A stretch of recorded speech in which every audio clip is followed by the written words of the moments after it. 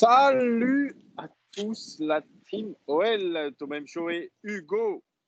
Comment ça va, Hugo? Eh ben ça va, écoute, en Ouais, pleine redescente. ok. Chez nous, c'est les orages, donc ça avait prédit malheureusement une défaite de notre OL, mais grande fierté quand même. Les orages arrivent, regarde, nous c'est pareil, côte landaise, là ça arrive, les orages, là c'est les grandes marées, il y a même un drapeau rouge, je sais pas si on peut le voir. Hop, drapeau rouge, Voilà, voilà. comme notre humeur. Ouais, ouais, comme notre humeur, ouais, tu fais bien de le dire. Comment t'as ressenti ce match, toi, un petit peu? Franchement, une très très grosse déception et je dirais comme un acte manqué. Un acte manqué, quelque chose. Bon, on est passé à côté. Pour moi, on est passé à côté de quelque chose de grand, de même plus fort que l'Olympique Lyonnais. Et quand on est une équipe qui veut se dépasser, je trouve que c'est important.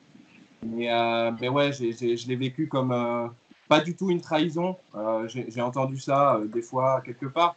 Au contraire, on est allé au bout de ce qu'on voulait faire. C'était sans doute un peu trop faible pour battre ce grand Bayern. Et on a vu une équipe vaillante contre un Bayern pas trop. Ouais, un Bayern pourtant qu'on a dominé quand même pas mal de fois dans la rencontre, beaucoup de temps fort. Et si on fait le parallèle avec le PSG et Leipzig, on a vu Leipzig incapable d'avoir des temps forts contre le Paris Saint-Germain. Nous, on a réussi à faire douter ce Bayern Munich. On est l'une des seules équipes au final sur la saison à avoir fait douter le Bayern. Enfin, depuis surtout depuis la reprise de Hansi Flick. Avant, c'était un peu compliqué avec Kovac, mais depuis en tout cas le mois de, je dirais le 11 janvier, la dernière défaite du Bayern contre Nuremberg, on est la première équipe à les avoir fait douter, vraiment. Et ça, on peut en être fier, mais comme toi, on est extrêmement déçus. Et surtout, désormais, place au championnat, place à un mercato qui sera probablement agité. Comment tu vois tout ça, toi? Je pense il faut réussir à se relever de cette Ouais, saison parce que là, maintenant, cette saison est terminée. On a les vrais bilans, on a la vraie feuille de départ. Et je pense que maintenant, il faut tout mettre en avant pour conserver le plus possible ce qui a bien fonctionné. Je ne parle même pas en termes de joueurs, hein, parce que ce qu'il faut retenir, je trouve, c'est la naissance d'une équipe, d'un groupe et peut-être ouais, un staff ouais. qui en a la pleine main.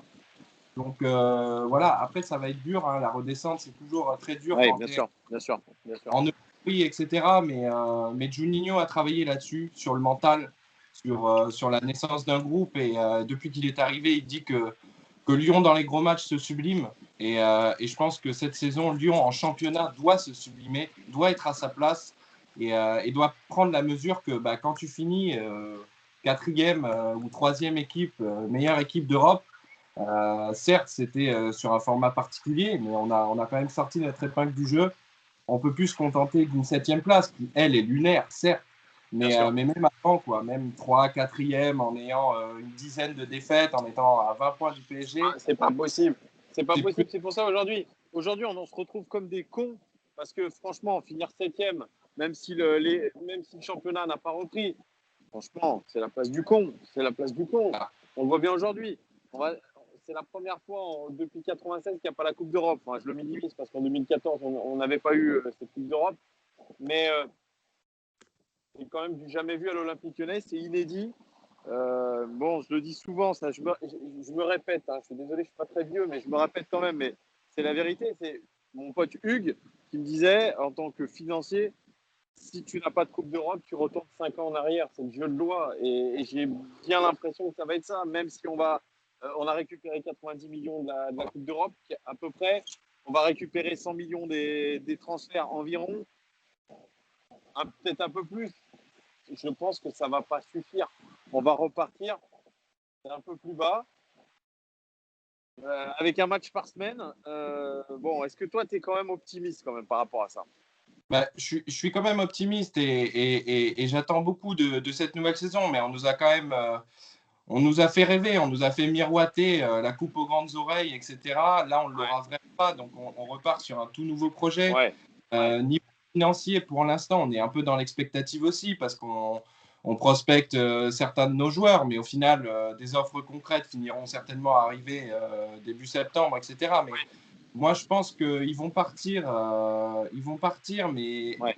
il faut les faire partir dans de bonnes conditions. Donc ça, c'est sûr que c'est important. Mais le financier va être moteur. Et je pense qu'avec un tel effectif, même en termes de quantité, pour jouer un match par semaine, c'est beaucoup trop. Et je pense que ça va encore plus créer de distension s'il y a des manques de temps de jeu pour certains. Donc, Et oui, ça veut dire que, oui, parce que si on n'a pas la Coupe d'Europe, évidemment, tu mets le doigt sur quelque chose que Juninho d'ailleurs avait évoqué, c'est qu'il y aura moins de temps de jeu pour certains. Forcément, tu vas avoir le championnat et les coupes. Donc, ça fait 40 évidemment, matchs. il faut un effectif qui sera réduit.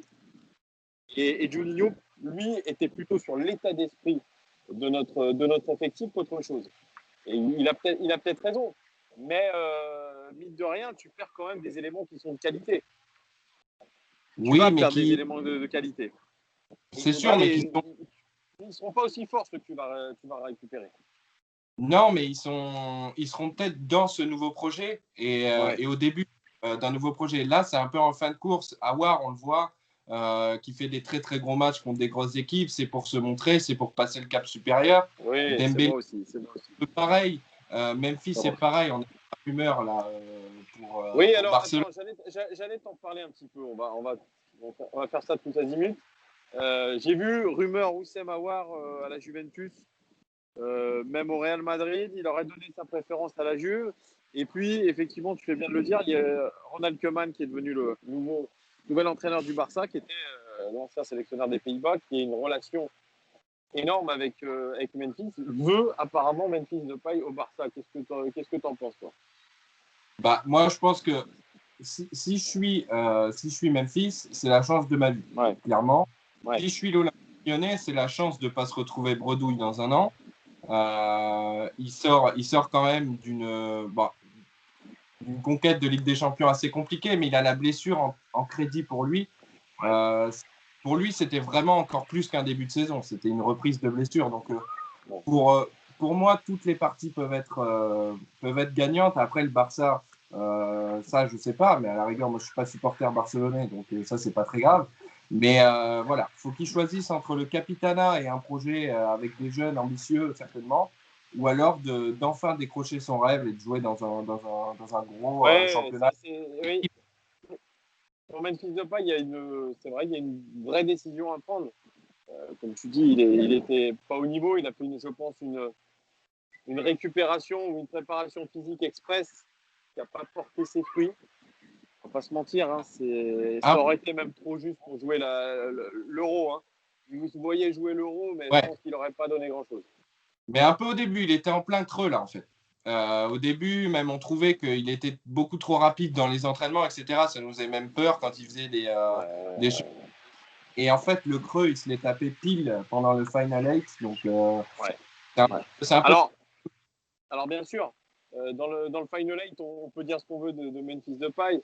Il a quand même mis ce penalty, il fallait le mettre. Donc la Juventus, c'est un penalty importantissime. Voilà, il aura apporté quand même sa pierre à l'édifice.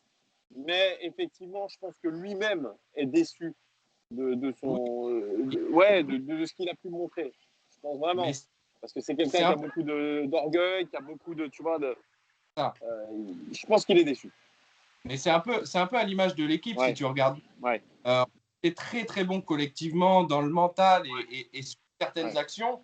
Et si tu regardes les matchs de Memphis, c'était ça. Il a porté la confiance et sa grinta éventuelle. Et sur certains gestes, il y arrivait. Donc, c'était un peu à l'image de l'équipe. Donc, non, clairement, je ne plus.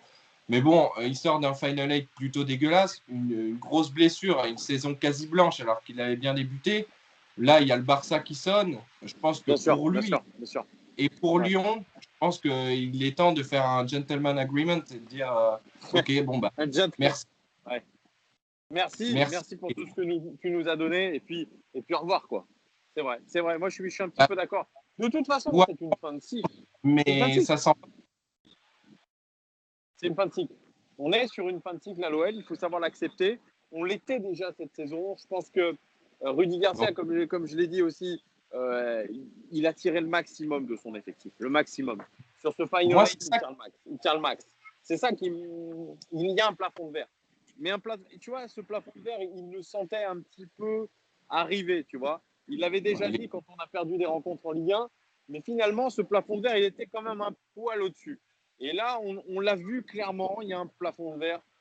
Malheureusement, je pense que ça ne pourra pas aller plus haut et on est obligé de partir de zéro. Enfin, de zéro On est... quasiment. Bah oui, c'est ça. Et puis surtout que Ouais. moi, ce que j'ai l'impression, c'était que Garcia, il a été recruté pour Ouais. ça. Ouais, bien Et sûr. aujourd'hui, alors sans se renier, etc., mais il faut qu'il reparte sur un nouveau projet, que ce soit de jeu, que ce soit même en gestion d'effectifs, où il va avoir des joueurs à intégrer, des joueurs à remettre sur le devant de la scène. Moi, c'est ça qui m'inquiétait, c'est-à-dire que quand on parlait qu'on allait prendre une débâcle, qu'on allait être sorti, pour moi, Garcia, c'était voilà, c'était le chef de file et il arrivait à faire des coups. Là, on entre dans la deuxième année, celle où il va devoir s'imposer aussi pour faire des choix de joueurs, etc. Donc, il va falloir faire très attention aux égos et à la gestion, soit des joueurs qui ont moins fait pendant ce Final 8, soit des joueurs qui vont arriver et qu'il va falloir synchroniser.